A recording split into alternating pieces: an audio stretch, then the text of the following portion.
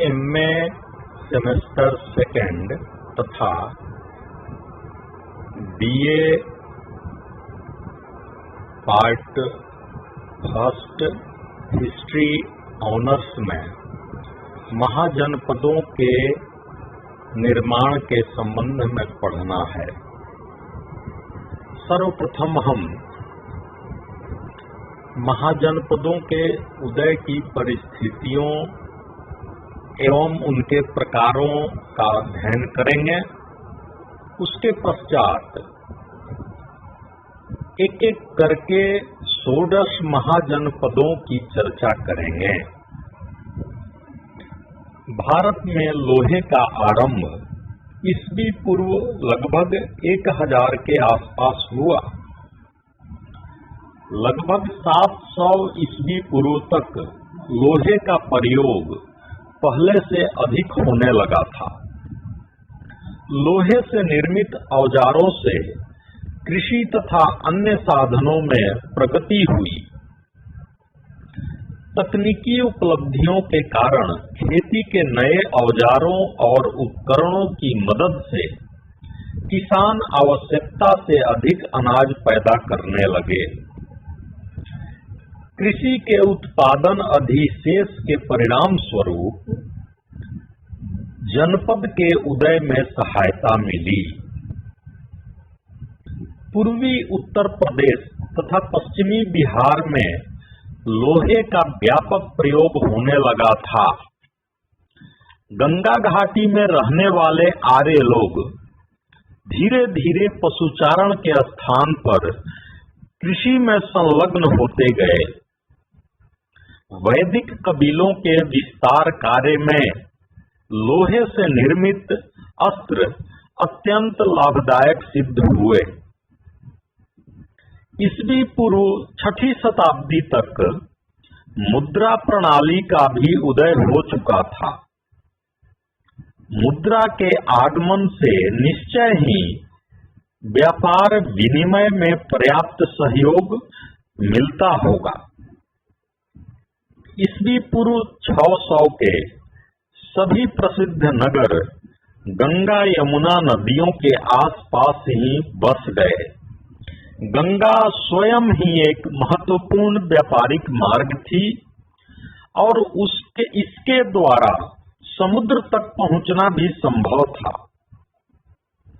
उद्योग धंधों जैसे कुम्हार, रथकार, सुनार, धातुकार, बढ़ई, हाथी दांत का काम करने वाले तथा रेशम का काम करने वाले कारीगर प्रायः श्रेणियों में संगठित हो गए थे।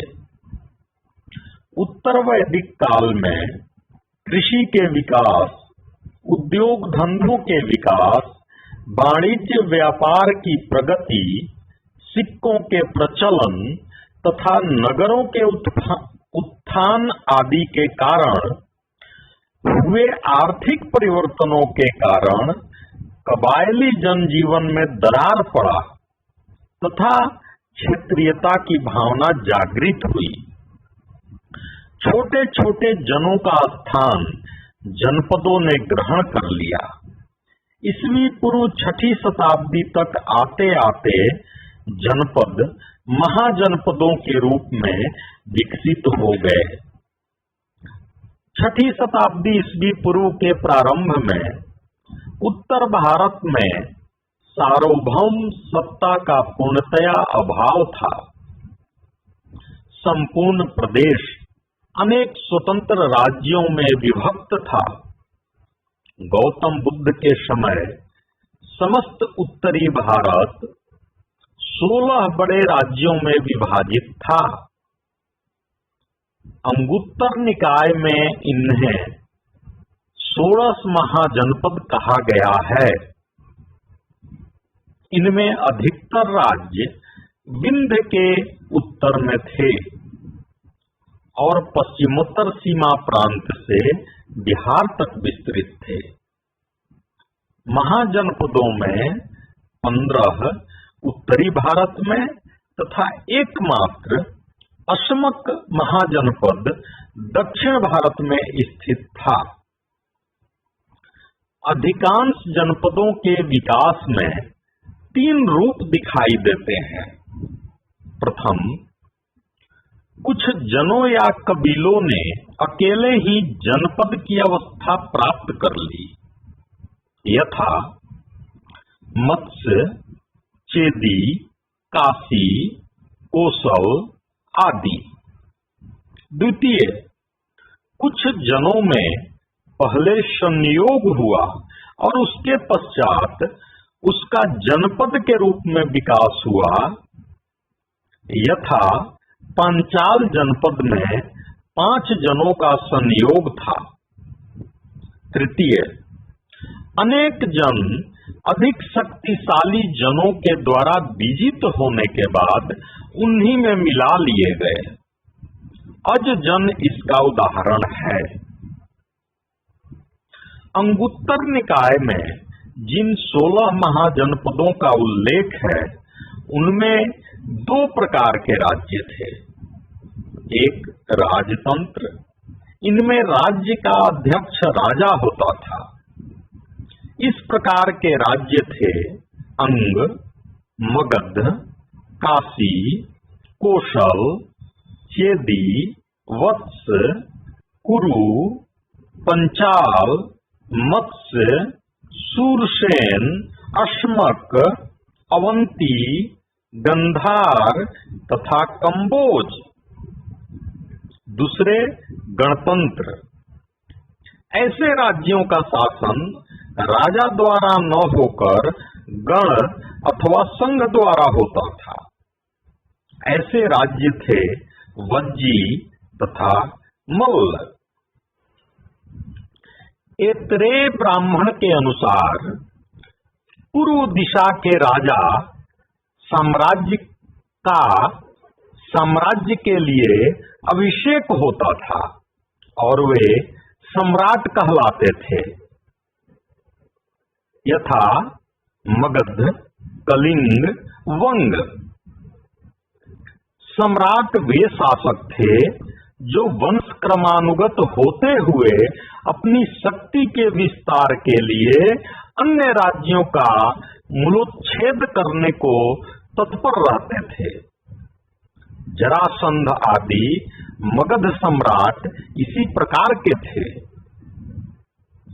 दक्षिण दिशा के सात्वत राज्य का शासन भोज्य तथा शासक भोज कहलाते थे।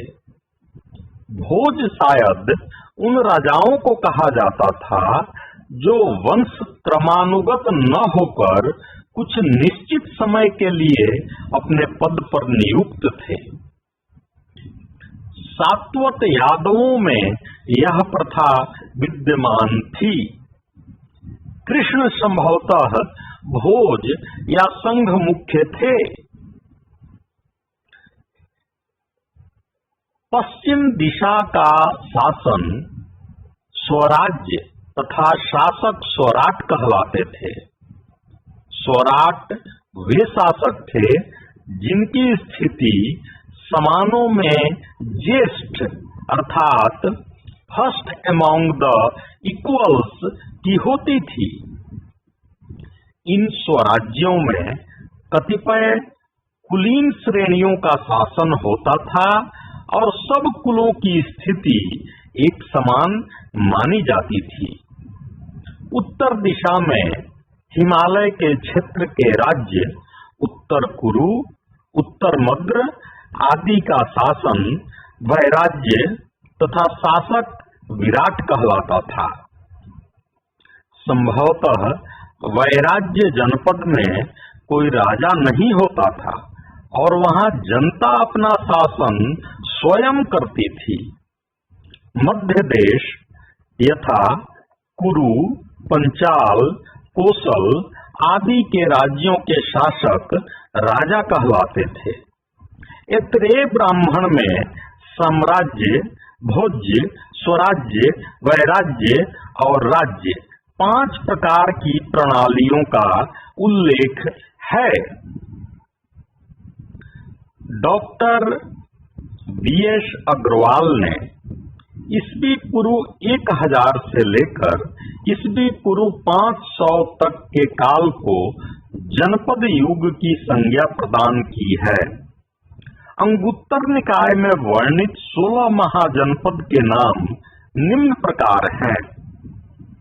1 काशी, 2 कौशल, 3 अंग, 4 मगध, 5 वज्जी, 6 मल, 7 चेदी, 8 वत्स, 9 कुरु, 10 पंचाल, 11 मत्स्य, 12 सूरसेन, 13 अशक या अश्मक, 14 अवंती, 15 गंधार और 16 कंबोज। जैन ग्रंथ भगवती सूत्र में भी 16 महाजनपदों की सूची मिलती है, परंतु वहां नाम कुछ भिन्न प्रकार से दिया गया है। 1 अंग, 2 बंग, 3 मगह या मगध, 4 मलय, 5 मालव, 6 अच्छ, 7 वत्स या वत्स, 8 पुच्छ, 9 पाढ़्य, 10 लाढ़, 11 वज्जी, 12 मोली या मल्ल, 13 काशी, 14 कौशल, 15 अवध, 16 संभुत्तर। जनवसभ सूक्त में केवल 12 राज्यों के ही नाम मिलते हैं। चुल्ल निर्देश में 16 महाजनपदों की सूची में कलिंग को जोड़ दिया है तथा गंधार के स्थान पर योन का उल्लेख है। महावस्तु में गंधार तथा कंबोज के स्थान पर क्रमशः शिवी तथा दशार्ण के नाम मिलते हैं। इतिहासकार हेमचंद्र राय चौधरी का विचार है कि भगवती सूत्र की सूची में जिन राज्यों का नाम है वे सुदूर पूर्व तथा सुदूर दक्षिण भारत की राजनैतिक स्थिति के सूचक हैं। ये राज्य अंगुत्तर निकाय में उल्लिखित राज्यों के बाद के हैं। अब एक एक महाजनपदों के संबंध में हम चर्चा करते हैं। प्रथम काशी। वर्तमान वाराणसी तथा उसका समीपवर्ती क्षेत्र ही काशी महाजनपद था।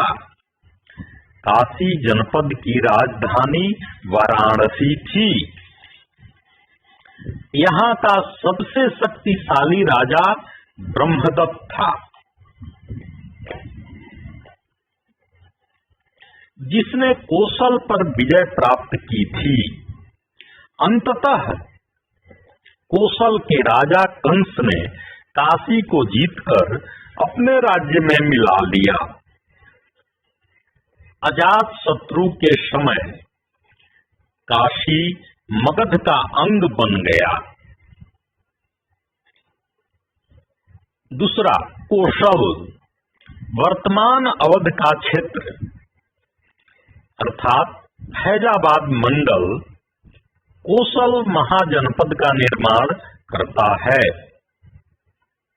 उत्तर में नेपाल से लेकर दक्षिण में सर्पिका या स्यंदिका या सई नदी तथा पश्चिम में पंचाल से लेकर पूर्व में सदानीरा अर्थात गंडकी नदी तक कौशल विस्तृत था।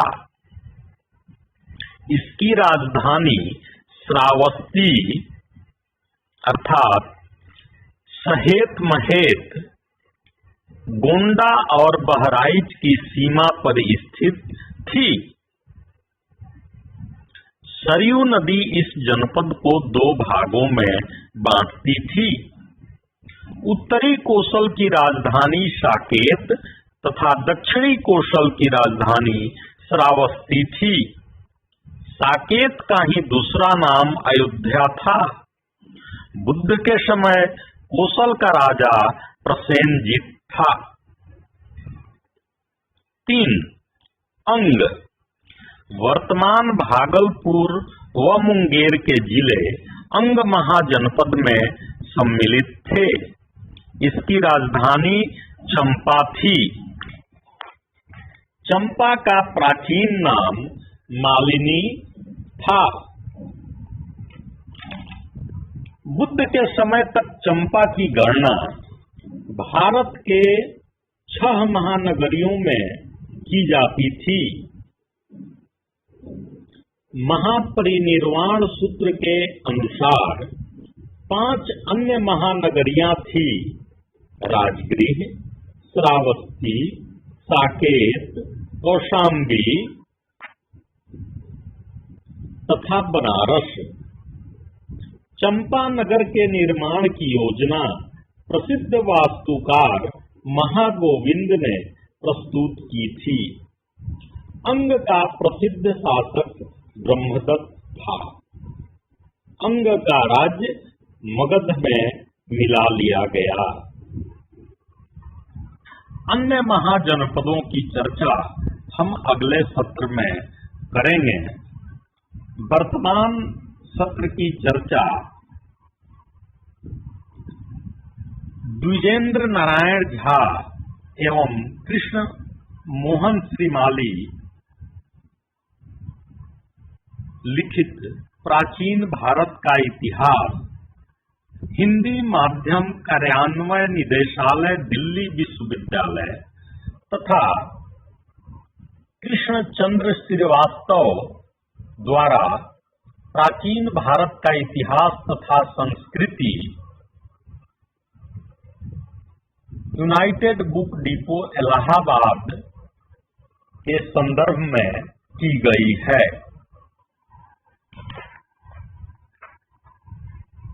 धन्यवाद।